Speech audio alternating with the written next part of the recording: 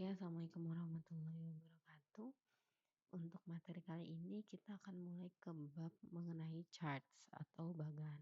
Jadi charts ini sebenarnya sebelum materi ini kan udah materi 2 ya. Sebelum materi 2 ini sebenarnya ada materi sebelumnya yaitu mengenai charts secara awal banget. Jadi masih permulaan dan menurut saya itu nggak usah ya, bisa di-skip aja, langsung ke charts yang advance.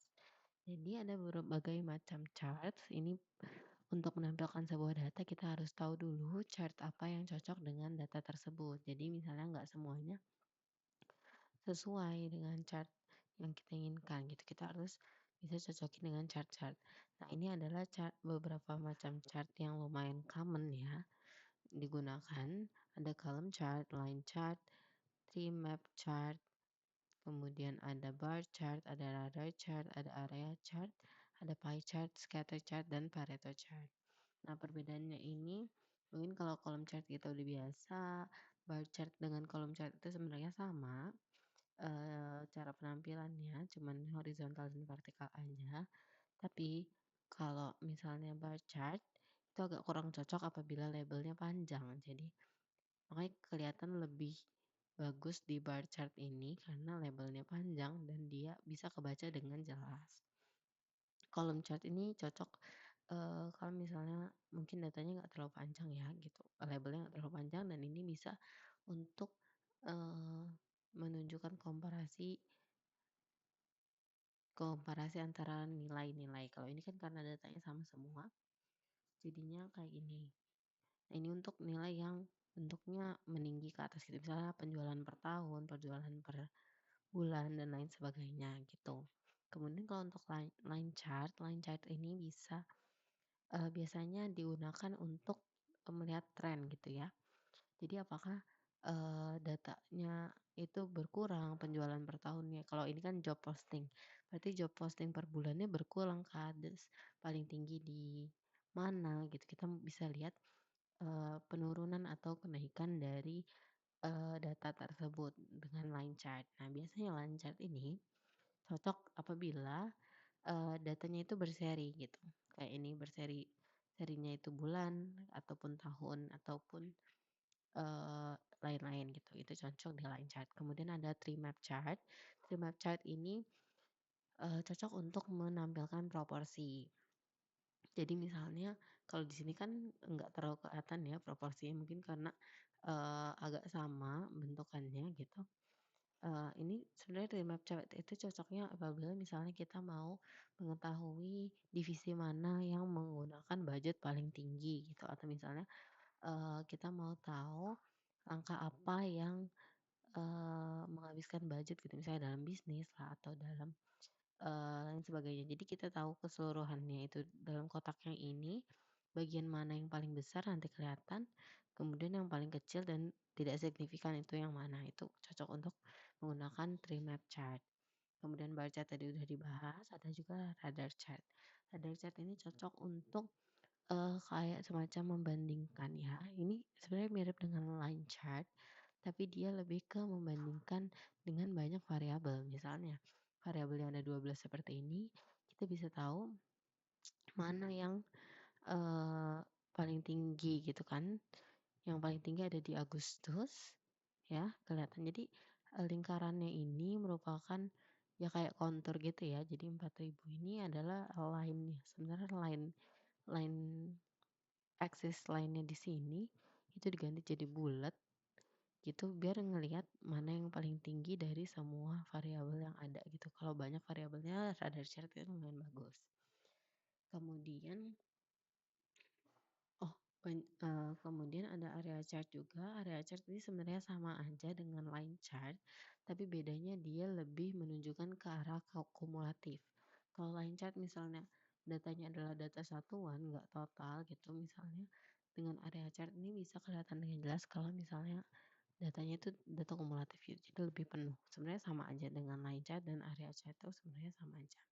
Kemudian ada pie chart. Pie chart ini sama, mirip kayak tree map chart, cuma bedanya ini lebih cocok untuk misalnya kayak hasil survei dan lain sebagainya. Jadi mau lihat, eee proporsi ya. Jadi mau lihat proporsi di antara kesatuan data tersebut. Proporsi ini berapa berapa berapa. Tapi pie chart ini nggak terlalu direkomendasikan apabila variabelnya ada banyak kayak yang ini. Jadi nggak terlalu kelihatan garis, jadi kayak maksimal 5 atau 6 variabel lah untuk pie chart ini. Karena kalau udah lewat dari segitu ini kayak gini, jadi satu antara lainnya nggak terlalu kelihatan perbedaannya gitu. Kemudian ada scatter chart. Scatter chart ini sebenarnya mirip aja kayak line chart, bedanya tanpa garis ya. Kalau scatter chart ini sebenarnya cocok untuk data-data yang jumlahnya banyak. Jadi bisa lihat pengumpulan datanya itu ada di mana. Biasanya ini ada di regresi lah atau pokoknya digunakan untuk data-data dengan sampel atau datanya yang banyak gitu. Kemudian untuk Pareto chart ini juga eh, digunakan untuk kayak membandingkan signifikansi data gitu. Misalnya kayak column chart sebenarnya sama kayak column chart, cuman di sini ada garis tambahan line chartnya untuk misalnya yang berkepentingan atau yang bersinggungan dengan line chart ini apa, itu menggunakan Pareto chart gitu. Tapi mungkin bisa dibaca lebih lanjut lagi ya Pareto chart ini, saya nggak terlalu menjelaskan dengan detail, yang lain juga nggak terlalu saya jelaskan dengan detail. Kemudian selanjutnya kita akan coba mengerjakan dengan scatter chart. Oke.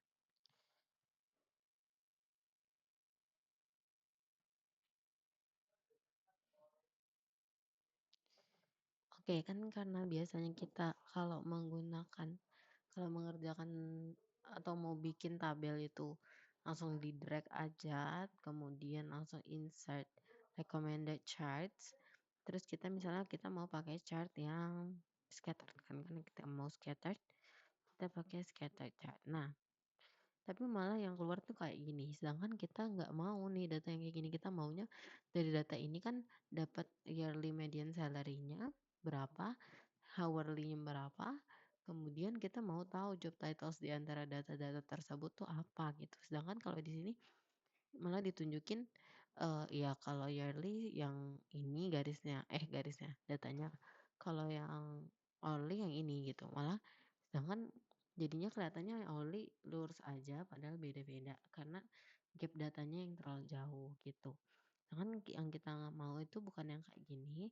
Makanya kita nggak bisa kalau misalnya langsung ngedrag langsung datanya aja. Oke, jadi sekarang yang kita bisa lakukan adalah kita mulai bikinnya dari dua data ini aja karena kita maunya dua data ini bersinggungan kan, nggak eh maksudnya ya bersinggungan dua data ini. Jadi kita drag dua data ini dulu aja menggunakan nih dari scatter plot. Ini ya, scatter. Oke. Nah, ini udah mulai kelihatan bentuknya kayak yang kita mau, tapi kita bisa revisi dikit nih. Karena ini datanya overlapping, kemudian judulnya juga salah karena nggak cuma hourly median salary aja, ini juga ada yearly median salary-nya. Kemudian datanya sama-sama mulai dari nol, makanya jadi dia lumayan numpuk di sebelah sini. Dan jadi nggak terlalu kelihatan scatternya gitu datanya. Jadi kita revisi dulu, kita edit dulu. Oke, pertama kita perbaiki yang ini dulu. Sorry, error ya. Oke, oke selanjutnya kita coba perbaiki yang axis ini dulu. Kita klik double klik, kemudian akan keluar format axis di sini. Di sini ada minimumnya 0 kan, karena tapi kita lihat di sini datanya kayaknya nggak ada nih yang di atas 80.000. Kita bisa misalnya 70.000 deh, 75 deh. Oke, nggak ada yang di atas 75.000. Jadi kita ambil 75.000 aja untuk minimumnya. Oke. Nah, dia udah mulai geser kelihatan ya. Kemudian kita lakuin hal yang sama untuk yang axis yang sebelah sini. Oke, axis Y-nya kita ganti. Di sini kan kelihatan kira-kira 25 ya. 25 25. Oke. Nah, udah mulai kelihatan datanya udah kesebar. Jadi nggak ngabisin nggak ngabisin ruangannya untuk data-data yang kosong.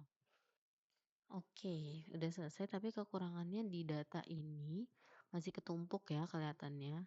Sebenarnya bisa kita gedein kecilin aja, tapi misalnya kita nggak bisa lakuin itu, kita bisa edit lagi di sini. Format access-nya kita edit lagi di access options yang kita matiin, habis itu di bagian number. Kita bisa ganti contoh numbernya yang kita inginkan. Kita maunya disingkat aja jadi dolar angka terus K gitu ya. Mau kita bikin kayak gitu. Kita coba dari sini access option yang matiin aja biar nggak agak panjangan, kita bisa custom. Oke. Nah, customnya yang kita mau itu bentuk dolar.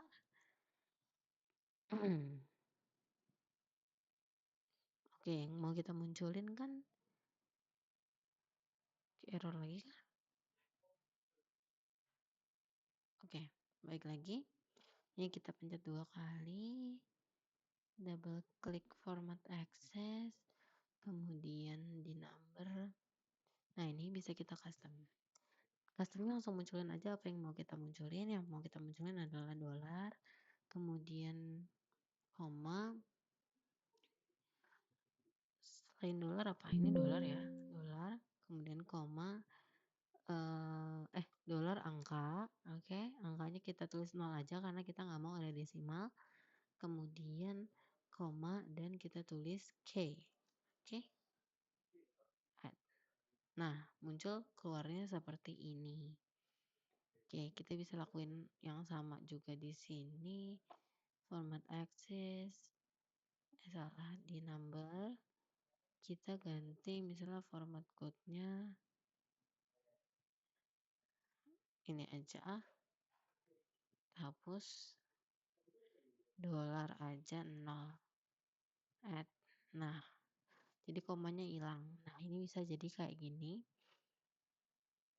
Oh, atau tadi bisa jadi juga di numbernya ini tadi customnya kan udah ya. Kalau misalnya tadi nggak custom itu bisa langsung ganti di decimal place-nya aja. Misalnya number. Nah, decimal place-nya kita bukan number kita kan accounting. Decimal place-nya kita nolin. Udah. Kan tadi kalau misalnya 2 dia akan muncul decimal place-nya 2. Nah, gini. Tapi kan karena kita nggak mau pakai desimal, jadi desimalnya kita bikin 0.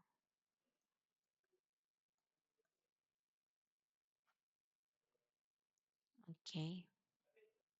Kemudian kita pakai buat tahu mana yang kita harus tambah-tambah nih juga karena harus tahu mana yang hourly, mana yang yearly. Kita masukin access title-nya. Ini adalah hourly salary.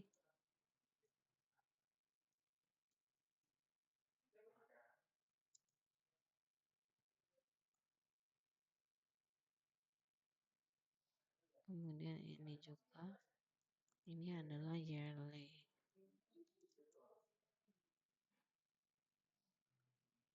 Oke. Nah, sebenarnya ada cara lain dibandingkan kita harus nulis ini di sini, nulis langsung kayak saya tadi, bisa langsung kita pencet aja access-nya, access title-nya, kemudian langsung pencet ini, data apa namanya kolomnya, kemudian sama dengan ini. Oke, kemudian yang keluar akan kayak gini. Ini juga sama, kita pakai yang sama, pencet tempat isi formula, kemudian sama dengan pencet kolom yang kita mau masukin. Oke, ini cara gampangnya. Terus jadi kalau misalnya kita ganti, ini ada yang diganti, misalnya jadi yearly salary aja, dia juga akan ikut ganti ya. Ini juga akan ikut ganti. Makanya enaknya kalau pakai sesuatu yang ngeling-ngeling itu lebih enak gitu. Oke, kemudian untuk judulnya, tinggal judulnya ya.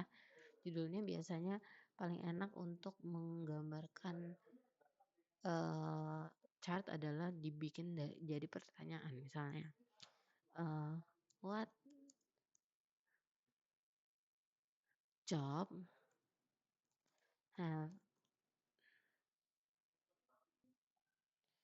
have the highest pay. Nah, bisa kayak gini. Kemudian, oke, selanjutnya karena di sini kita nggak bisa ngejawab ya, what job have the highest pay. Di sini nggak kelihatan ada jenis-jenis jobnya tuh ada apa enggak. Jadi kita bisa aktifin data labelsnya. Nah, di sini data labels yang kelihatan adalah data labels untuk hourly salary-nya. Jadi karena kita maunya data labelsnya adalah data yang ini, kita ganti ya. Jadi ini kita pencet 2 kali, kemudian ada format data label. Kita bisa ganti jadi series name. Series name, sorry. Salah, bukan series name. Kita mau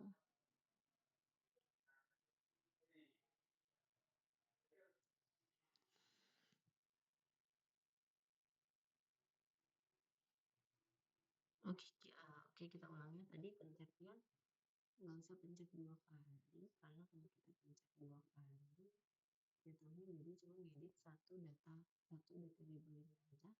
Sedangkan kita nggak mau ngedit satu data label, kita mau edit semuanya. Kita pencet sekali aja, bakal keluar format data label. Setelah keluar, kita bisa klik kanan, kemudian format data label. Kemudian kita pencet value from cells. Di sini kita bisa drag data label yang kita mau. Kita mau data labelnya ini, kemudian oke, bakal keluar. Nah, ini akan keluar. Jadi karena datanya masih berantakan, mungkin bisa kita pindahin kira-kira di mana ya, main kelihatan.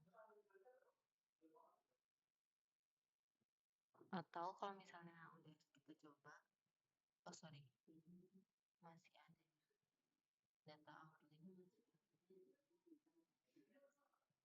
Oke,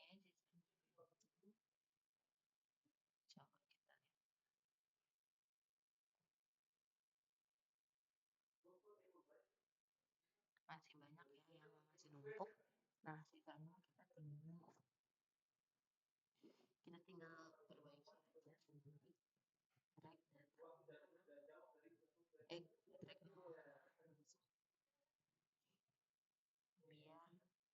Oke.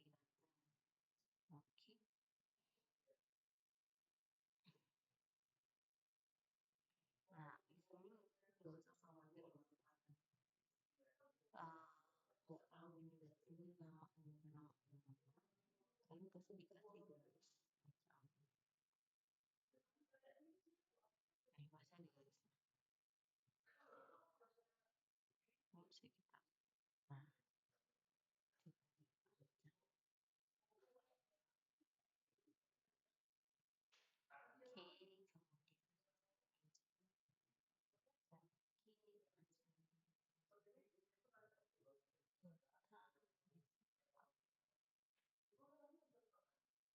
nah oke,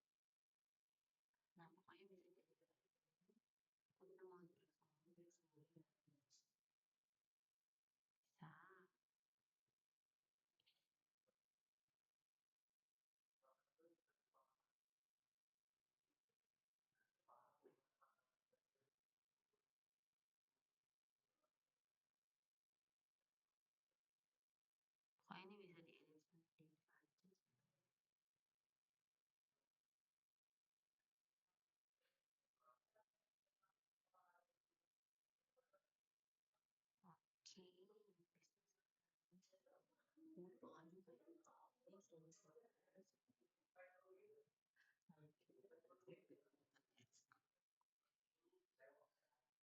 Oke, foto aja ini selesai. Oke, udah sekian. Sekian, terima kasih. Selanjutnya kita akan coba bikin map chart. Mungkin langsung aja ya. Jadi kalau itu kita bisa ngambil kan data totalnya ini, kita bisa ngambil sendiri nanti data yang nanti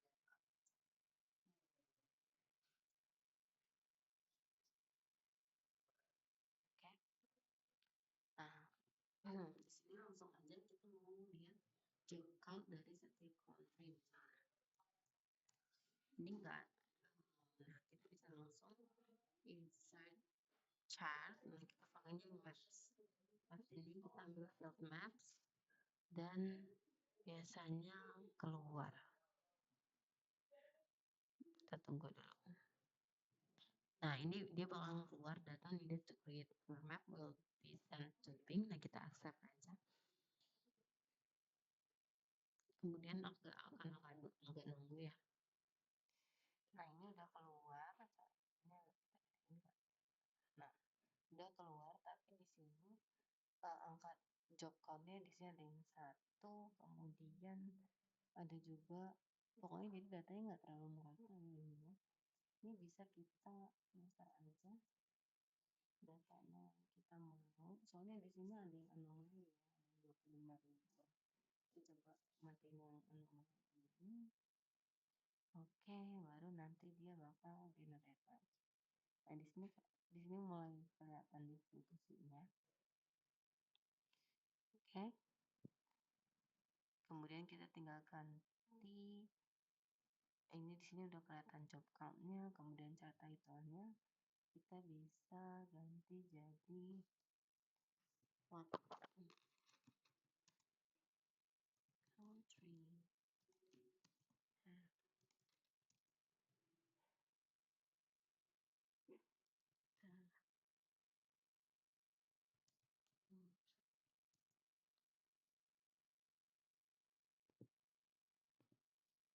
job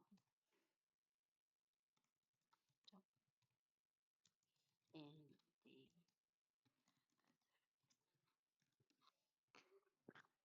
nah ini kenapa harusnya ini data set ini bukan data total semua job ada di setiap negara.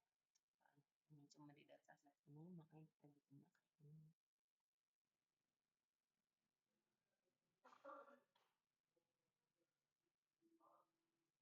Nah, kita ulang lagi. Jadi dari country yang ini.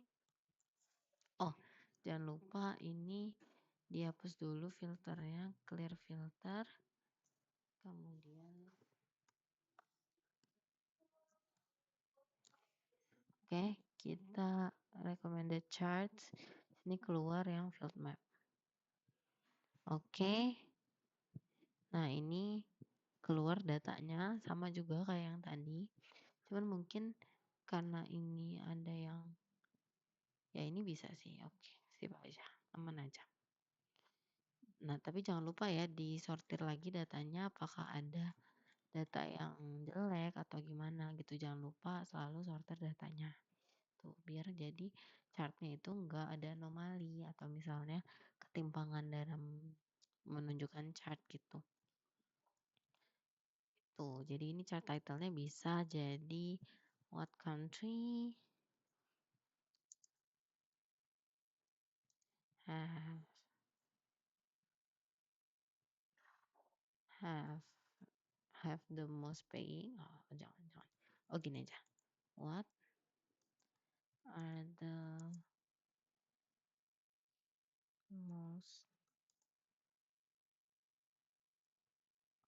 jangan most. What are the top paying country?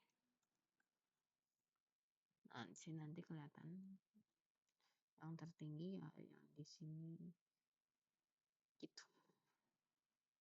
Oke, sekian untuk chart advance hari ini. Terima kasih.